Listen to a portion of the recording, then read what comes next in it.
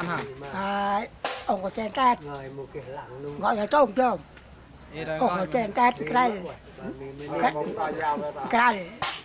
vale đal môi nhâm srot rồi nhâm ngăn hả bạn coi chả và Thì đang coi ngân hộ. chỉ á môi á ốc bẻ con ông bẻ tôi còn tranh chút vậy đi ta khách ta bọn ta đông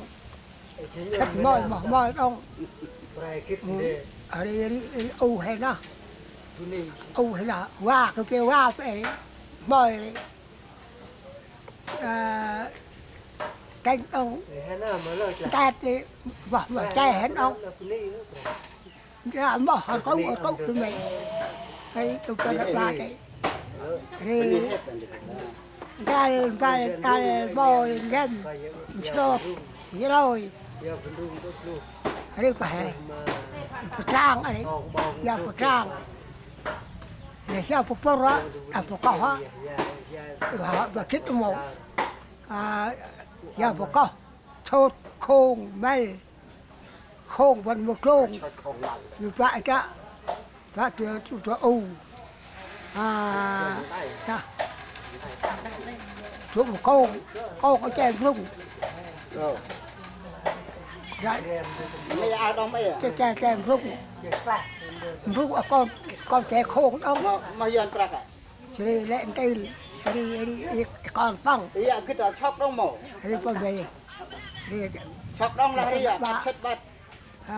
con ai chọc bữa phụ đi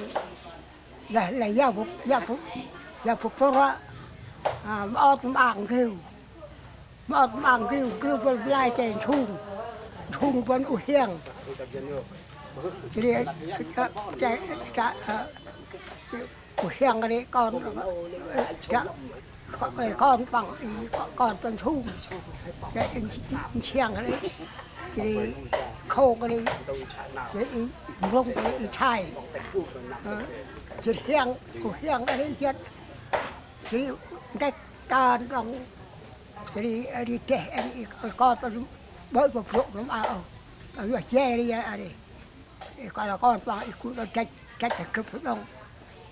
mà con xe khô cái gì rồi một mà bà cònจะchốt khô cái đi bay đi bà đi nói kẹp bằng cái gì vậy này chốt khô bay rồi cái là chạy cho mũ rồi bà ơi